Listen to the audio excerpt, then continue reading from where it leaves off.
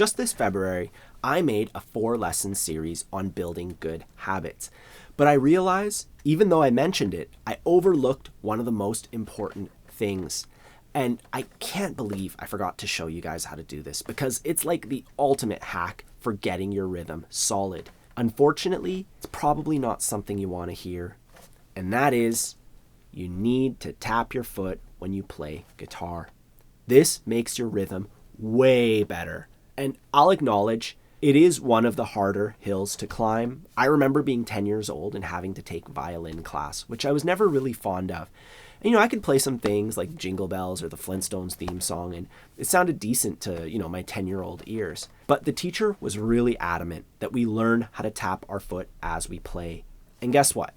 I didn't learn how to do it. I quit violin because I couldn't do it right away. Then, 7 years later, I started learning guitar.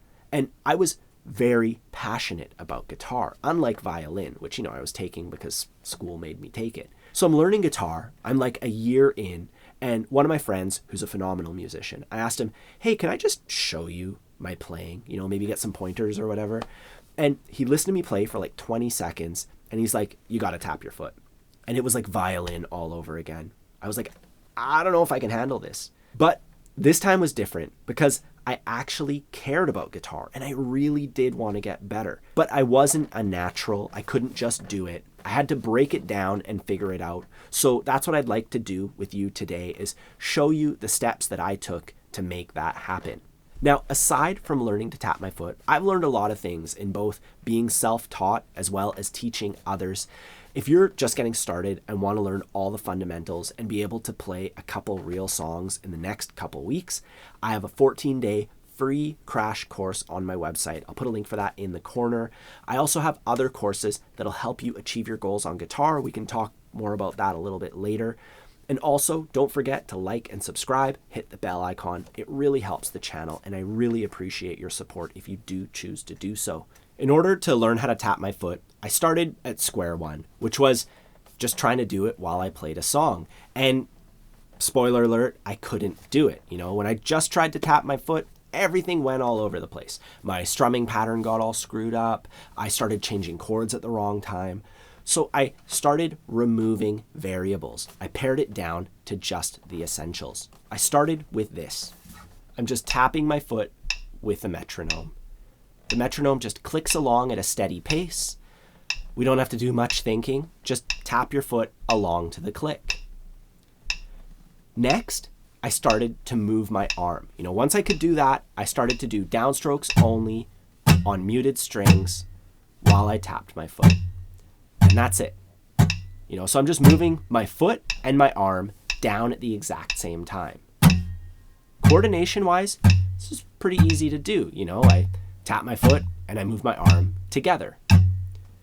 Then I added counting. 1, 2, 3, 4. 1, 2, 3, 4. Once again, everything is happening at the same time. As I say the numbers, I move my arm down, I move my foot down. All those things happen together. Coordination-wise, it's not too difficult as long as you do the previous steps to the point where they're automatic. This is a step-by-step thing, and you master each step before moving on. And I really need to make a point of this. This isn't something that I just did in a single practice session. This is why we do practice just a little bit every day, because you do each of these things a little bit every day. You build on it, right? You do step 1 every day until you're good at it. Then you do step 2 every day until you're good at it. You don't move on until you're ready. And when you are ready, you'll know. So anyways, I get to the point where I have my metronome going and I can tap my foot and I can play a downstroke at the same time, and I can count 1, 2, 3, 4. And then I'm going to change the counting a tiny bit. I'm going to go 1 and 2 and 3 and 4 and 1 and 2 and 3 and 4 and. So I haven't changed what my hand and foot are doing. They're just moving at the same time as the metronome. I'm only changing the counting. And this is where things got a little shaky for me. So I started focusing on lifting my foot. When I say 1, my foot goes down. When I say and, my foot comes back up. 1 and 2 and 3 and 4 and 1 and 2 and. And for some students, this is a roadblock. So we came up with this. Instead of counting, say down, up. You're just saying the thing that your foot and arm are doing. Down, up, down, up, down, up, down, up, down, up, down, up. You know, and you're just saying what they're doing. And once you feel comfortable doing that, the counting comes back in. 1 and 2 and 3 and 4 and. If it's still not working, you take the arm out of it. Just tap your foot and count. 1 and 2 and 3 and 4 and. And once you're good at that, you can add your arm back in. Now at this point, I started doing down ups as I did that. So, you know, we're just adding one element at a time. 1 and 2 and 3 and 4 and. You know, and I did this over several practice sessions and I got pretty used to it. 1 and 2 and 3 and 4 and.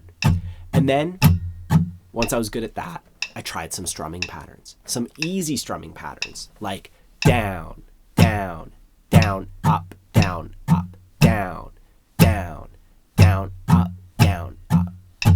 And then I tried the most common strumming pattern, down, down, up, up, down, up, down, down, up, down, up. And that, once again, is where things got a little hairy. And I really had to break it down step by step and kind of go through this whole process again, but with that strumming pattern in mind.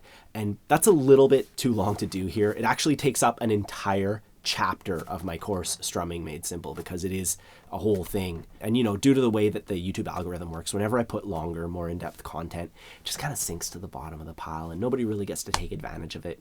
So that's why I save that kind of stuff for my courses. And if you're interested, I will put some links down below in the corner for Learn Guitar Once and For All, my beginner course that'll take you from absolute beginner to confident strummer, Strumming Made Simple, which is good for late beginners, you know, if you want to hit that intermediate and advanced stage with rhythm. Either way, I hope that you found this series helpful. Remember, it's all about adding one small positive change. Just practicing for 10 minutes a day and working on the things we discussed during this series. That'll make all the difference. If you enjoy learning guitar with me, I'd appreciate if you could take a moment to like the video, subscribe to the channel, and all that good stuff. I appreciate your support and I look forward to helping you learn more guitar. Have a fun time practicing, and I'll see you soon.